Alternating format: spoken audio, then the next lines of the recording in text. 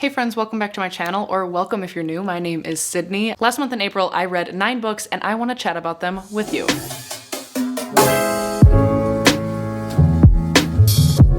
Hey, what's up? How are you? I hope you're doing well. Thank you so much for being here and hanging out with me for a little bit. April's reading month was really solid. Well, now that I'm thinking about it, there were actually some subpar reads, there were some really great reads, and I was emotionally traumatized for a couple of these titles. So let's get into it. First, right off the bat, let me just get this one out of the way because it shattered me in every possible way. My mental scape today in May is so much different than it was at the beginning of April. And that's because I finished the Faithful and the Fallen series by John Gwynne, and I read Ruin and Wrath, which is 3 and 4 out of 4.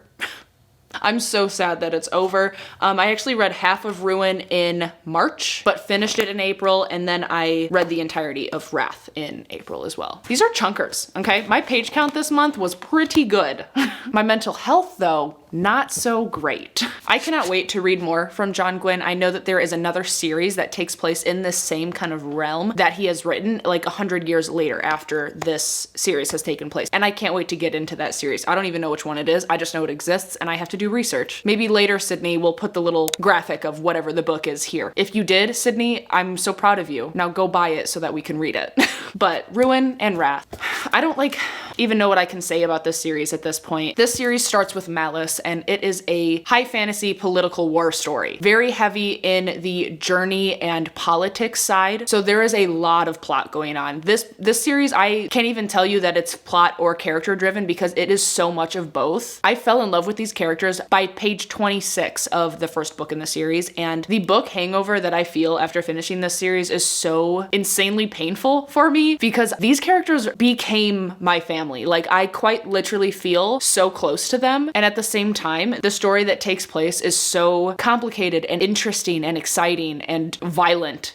Lots of battle. And I think that this series was made for me. So thank you, John, because pretty much every single book in the series has been 5 stars for me. And I'm so happy I read it. The next book I read is The River of Silver by S.A. Chakraborty. This is a sort of short story collection, Tales from the David Bed trilogy. It came out after the trilogy had concluded. My library had the audiobook available on Libby, so I pretty much solely listened to it. And I'm so glad that I did because hearing the author's note that was in the beginning of this book, I quite literally teared up. I almost started crying at S.A. Chakraborty's author note. Like, it was so special. I felt really close. I was immediately very excited to get back into the world. I really enjoyed the short stories, which most of them you do have to have read some of, if not all of the books in the trilogy to be able to read these without spoilers. At the beginning of each short story, it does tell you which books that specific short story does have spoilers for, so you won't like be surprised and like, oh my god, no, I didn't want to know that. You will be fully prepared, so you can read some of the short stories before you finish the series, but it was really rewarding to just have everything done and just listen to it from cover to cover. I don't know if I really solidified a rating for this. I feel like it's probably like a 3.5. I had a really good time with it. I loved being back in the world, getting a little bit further exploration within some of the characters and their storylines. But short stories are kind of tough sometimes because it's just little snippets, right? And it's almost like as soon as you start getting into that specific character's like story and what's going on, it'll be over and it'll be switching to something else, which is fine. That is literally the nature of the book. So like, I don't have anything super negative to say. I don't have anything super glowing to say other than the writing is always beautiful, but my reading experience was just good. Hold on, time to be real.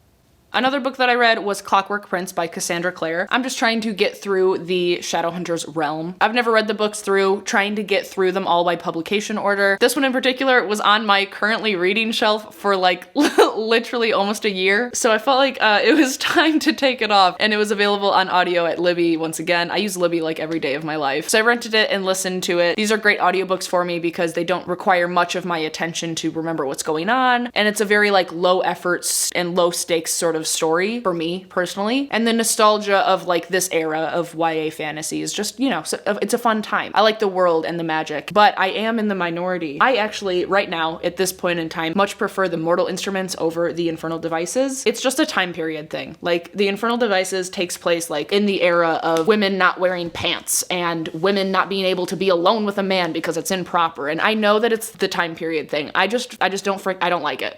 Plus, in my mind, the plot and storyline of moral instruments so far, at least, is much more exciting than Infernal Devices. Again, in my opinion. I ended up giving this a 2 out of 5. Another book that I read is The London Seance Society by Sarah Piner. This was actually my book club pick for March, so we had the live show in early April, therefore I read it in the beginning of April. This book was not what I had expected. Basically, this story follows our main character, Lena, who is an apprentice underneath Vaudeline Delaire, who is known wide for her talent in conjuring spirits of the murder victims to help figure out who actually killed the person. And our main character, Lena's sister, was actually murdered, so she wants to learn from the best to be able to figure out the mystery of who killed her sister and try to bring justice to, you know, said person. And in order to do this, the pair teams up and goes to the London Seance Society, which is a like gentleman's club, basically. They're an organization of men who perform seances and, you know, readings and things like that, but they have become to have this sort of like shady reputation. You know, they're using tricks in order to make their readings more believable. So the women are trying to expose them and make things right, all while trying to figure out the mystery of what's really going on within the society and how certain people's deaths and situations are intertwined. And the way that the synopsis sounds, it made it sound like we were really going to be working hand in hand with the police and that the police were going to be a very heavy influence in on this story, which I was really not excited about. I didn't want to be following the police and also the two women mediums. I wanted it to be mostly about the two women mediums. And actually, that's what it is. There's like no police presence within this book. There's like one frumpy old cop that we deal with in the story, and that's pretty much the police presence, and I loved that. So I was pleasantly surprised by the way that the storyline was actually happening, and ultimately, I had a great time with this. I read this in like a day or a day and a half, and I think I ended up with a solid 4 out of 5. The next book that I read was a complete mood read. I've had it on hold on audio at Libby for months,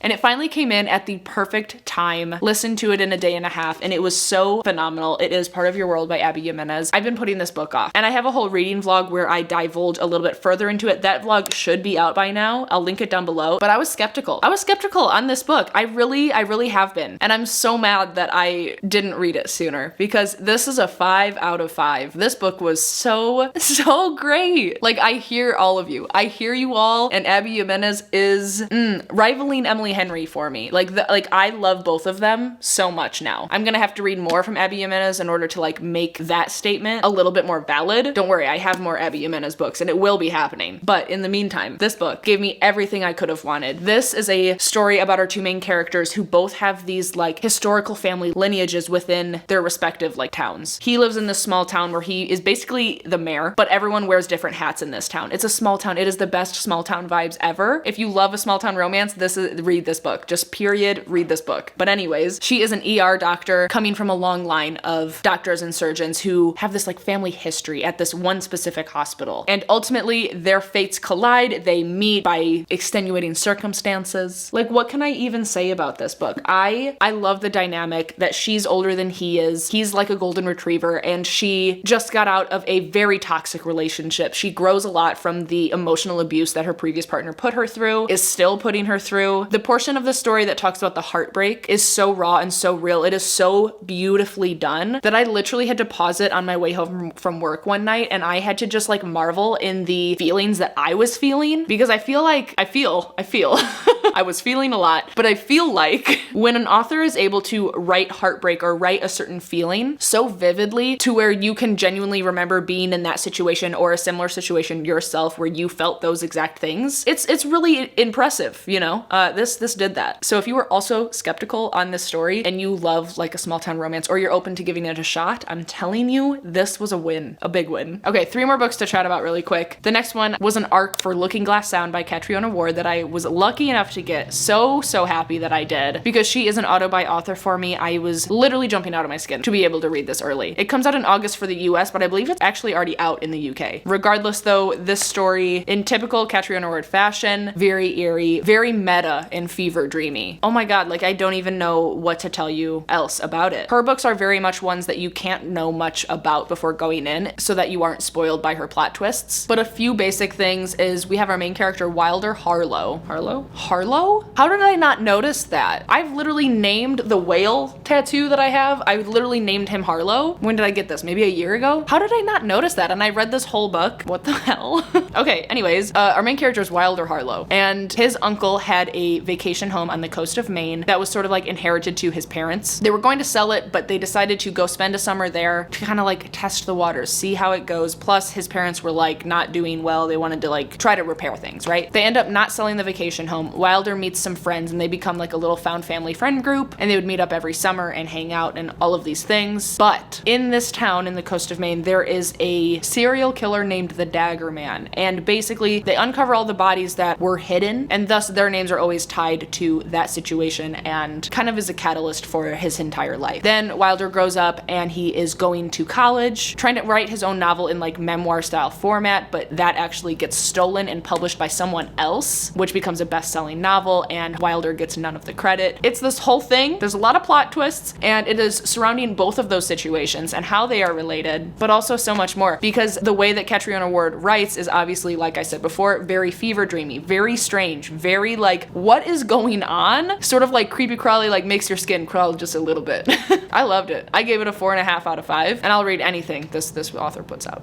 The next one that I read, Caleb read this one as well because it is episode 2 of Weird Words, which this episode in particular will be Patreon only. So it'll only be available to those in the Greenhouse of Wildflower tier or up. So if you want to see Caleb and I talk about this story, you might want to go check it out. But it is Obsidian by Jennifer L. Armentrout.